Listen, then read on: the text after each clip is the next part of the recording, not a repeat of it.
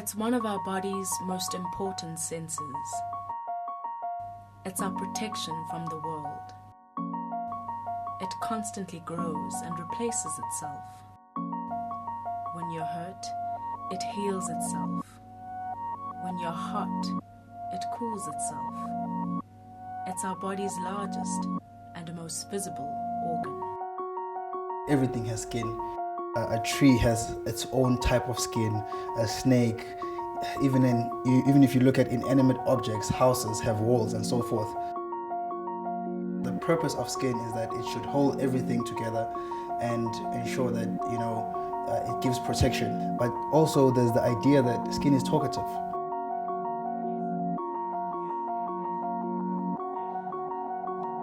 Because the sun burns me and then I put cream on me.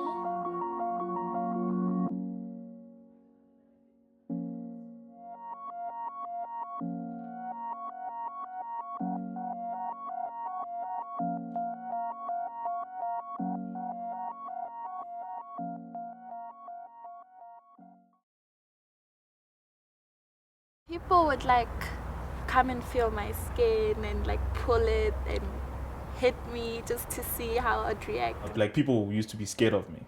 They would always call me Lekoa, which means a white person. I've been called things like Snow White. Letwafi. This one Letwafi. It's Lekoa. Nkau means ghosts. Or Liburu. Liburu means buru. When you turn your back, they remind you that you are not black, you are an albino. They just think, no, you're not human. You're definitely not human.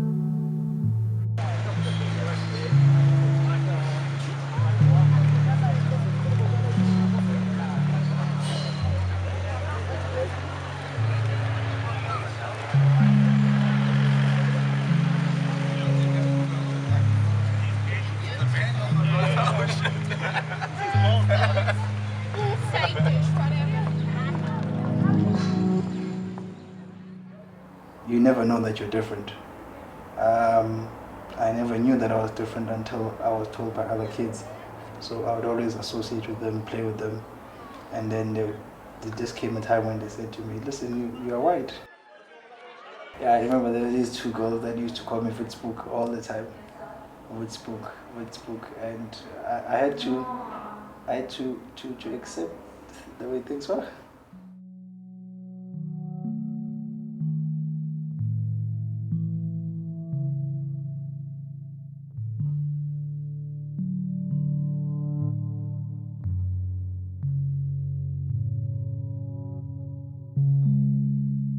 Before I was born, my mom's sister, Tandega, had a dream.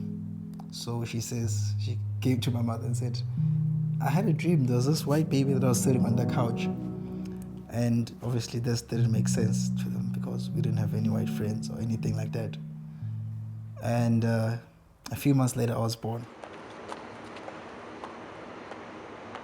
I think that if someone had to describe who I am, albinism would definitely not be the first thing that comes to mind. But here we are, and I have albinism. I grew up in KZN. I am now currently studying at the University of Pretoria, and I am working for Adams & Adams Attorneys.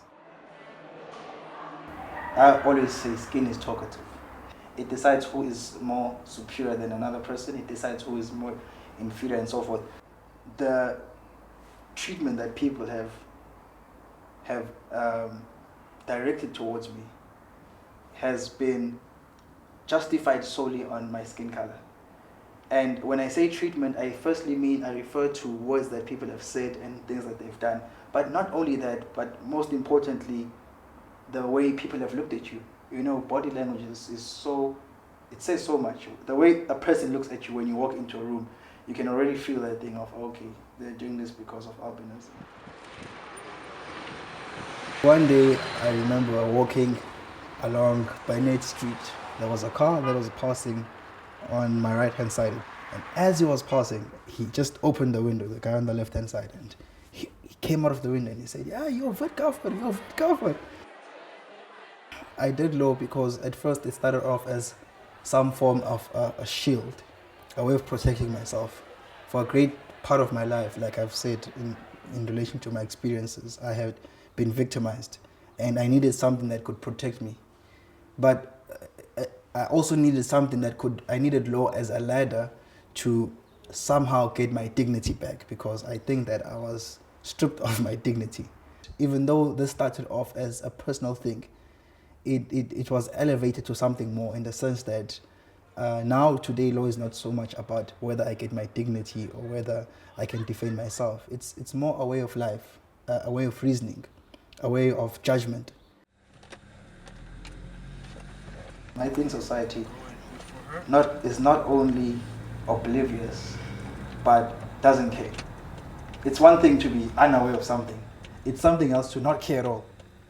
When you say you don't care, it goes a bit deeper, in the sense that society is not just unaware. In its being unaware, it has this thing of, don't tell us anything about albinism, we don't care about it. My manager actually asked me if I can read her mind. They asked my mom if she drank a lot of milk when she was expecting me. You get a lot of questions. Did your mother drop you in bleach? Why is your mom white? Is everything else also white? So albinism is a genetic inherited disorder. So every individual has two genes. One you get from your mother and one you get from your father. Albinism is what we call a recessive disorder. That means that both copies, the one you got from your mom and the one you got from your dad, need to be non-functional. So both the genes don't work. Albinism is a disorder of the melanin biosynthesis pathway. So melanin is the color that you have in your skin and in your eyes. And if the melanin biosynthesis pathway in your cells doesn't work, obviously you can't make melanin. So you have lack of pigment in your skin and in your eyes. So that disease is present at the time of conception of that individual. It's maybe a difficult concept to get across, but if we can get the message out there, I think it's hugely valuable, because a lot of myth and superstition surrounds people with albinism. People think that people living with albinism don't die. Albinos don't die? If we die, we disappear. We actually go to the mountains. We really think this myth had its origin in the fact that, especially in the earlier days and in the rural communities, when a mother gave birth to a child with albinism, she was terribly upset by the fact and did not want to have a baby with albinism. And often they would practice infanticide, so they would take the baby out into the field or whatever and leave them there to die. And then when people in their family or the community said, "Where's your baby?" they said, "No, they've gone," but they don't die because they never showed the body. They just disappear.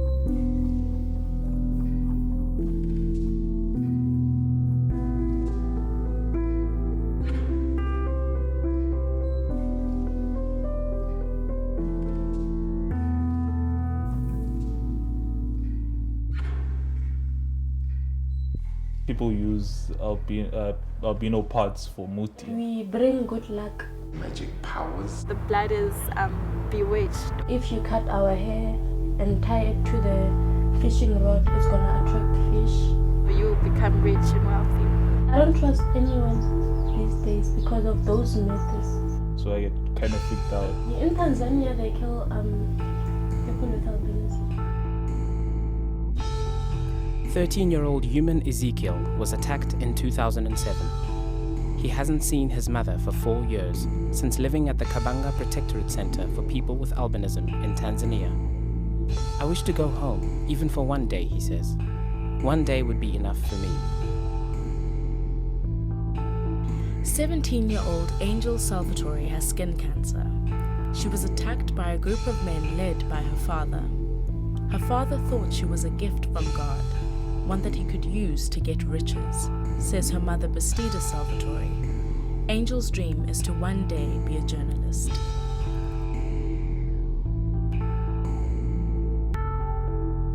Musa, age unknown, was abandoned at the Kabanga Protectorate Center.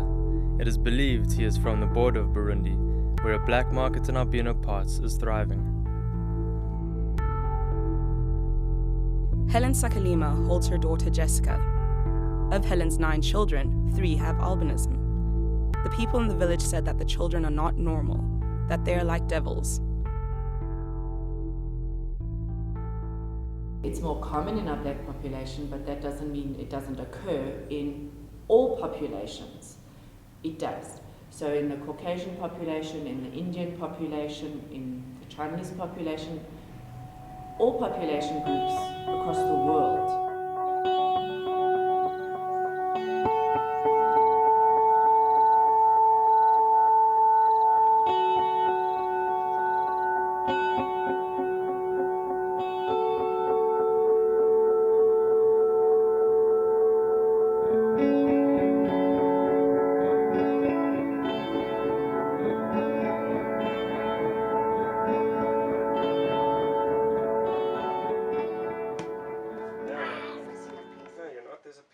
Well, he was not diagnosed at birth.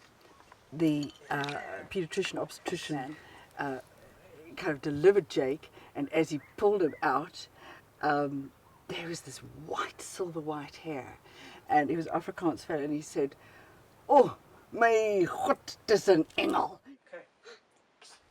Don and I noticed pretty soon that there was something different about Jake's eyes. I think that was the kind of the concern, and in fact there was absolutely no pigment whatsoever in his eye, and that is the official diagnosis for albinism, and so it was a big shock, big shock.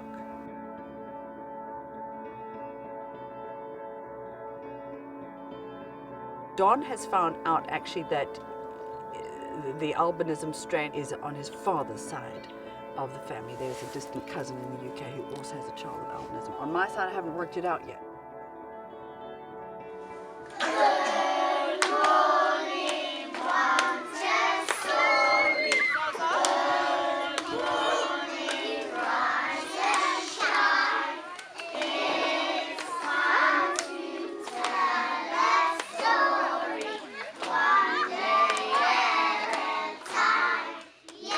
He does realize that he has a different eye color. That is the first thing that he recognized. And that's because kids at school are saying, you know, they're interested. They stop and they look at him very carefully.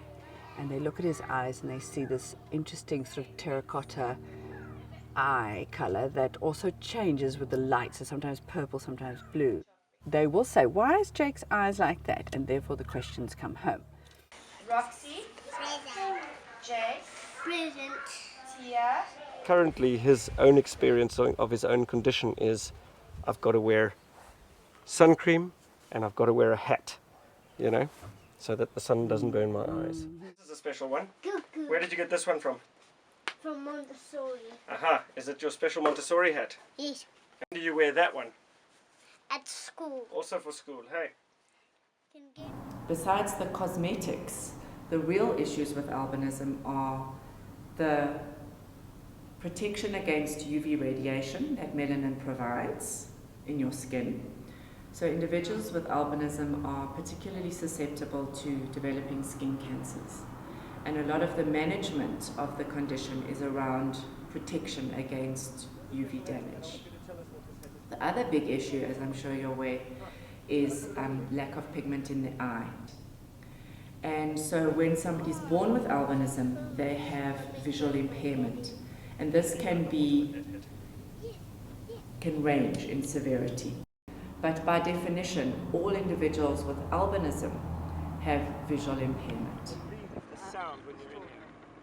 I mean, we're in an environment where it's so hot and it's so sunny that the kids know, it's not just Jake, every child has to wear a hat and sun cream. So it's well known down here. I think it might have been different if we were in another environment, but in fact people have said to us, "Ooh, jeepers, but you've chosen this really like intense sun place to live." People are more aware of the sun down here, so it makes sense that we're in this environment. We learned very soon and very quickly that we were not to cushion this child and protect him so much that he would never be able to confidently develop himself and have the courage to learn about his own limitations, because we all have limitations. I have, you have, we all have limitations. Of course, your instinct is to keep this child padded in cotton wool and not to let him out the door. That's the first reaction in the first year or two. But it didn't happen like that because we didn't allow it. What do you lovely stop sail outside, by the way. Glasses. Okay. And hat. That's right. Yeah, I mean, you don't understand. You don't know what it is. What does it mean? And then unfortunately in South Africa, there is practically no information available on albinism, and we searched high and low. Not even our doctors could give us sufficient information on the condition. That's right. People who have family members with albinism need to learn more about it so that they can pass on the message, and that we need to get away from this negativity. And unfortunately, there's not enough knowledge out there.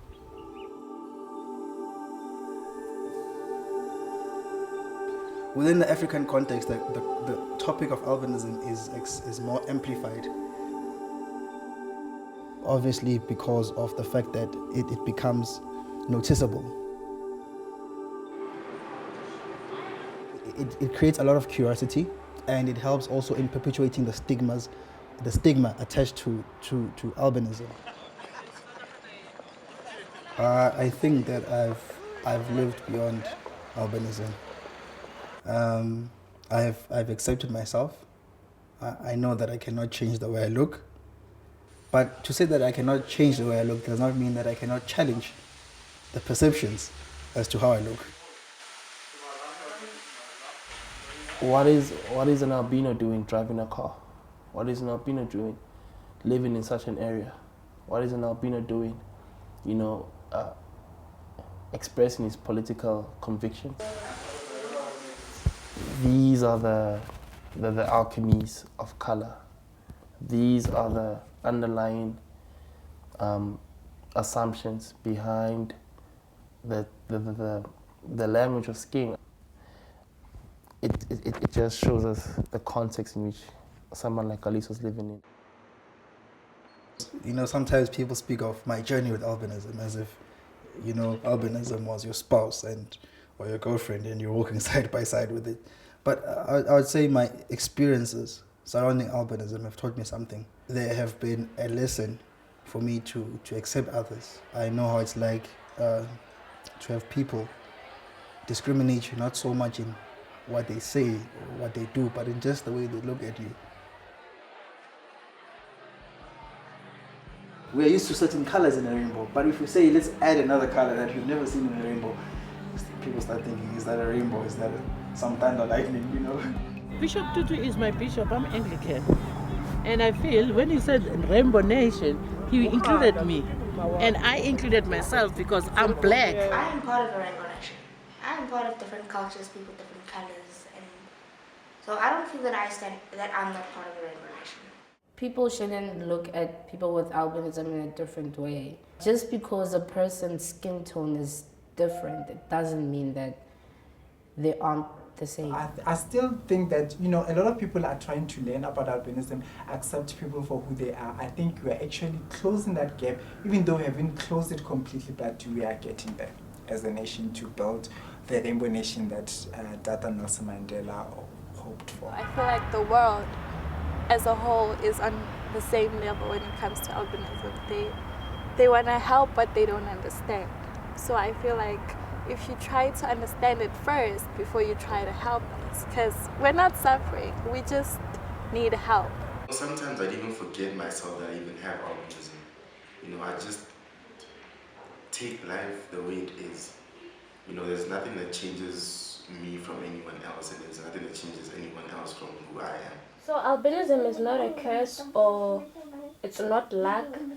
It can happen to anyone. And albinism is not a disability. If you have albinism, that does not mean you are disabled.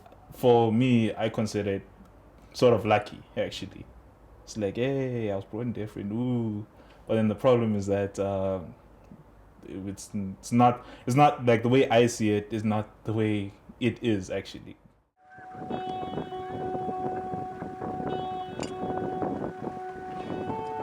Then he was diagnosed with albinism, and Nina and I looked at each other, and after getting over the initial shock, which it was, we couldn't help draw the parallel of, well, we're living in the Timbavati and we have these white lions, and we've just had our son, and here he is, and he's a little white lion. The white lions occur in exactly the same autosomal recessive pattern as albinism. So, in fact, there's even a closer similarity between Jake and the white lions, and that is that they are also carrying, you know, an abnormal gene that is on the same chromosome pair that both the parents have to have in order for it to come out in the cubs. His brother actually is the one who's more about that. The other day we were driving out of the reserve, and there was a pride of lions in the bush very close to the road we were driving out, and there was I think 4 tawny lions and 2 white lions, and Roscoe was the first to say, "Look, Jake, there's you and me. You're the white lion and I'm the tawny lion." There is a pride of white lions in the north, quite far north in the Timbavati, but the pride does come into our area every now and then. They are known as the Xakhubasa pride. The white pride, Xakhubasa.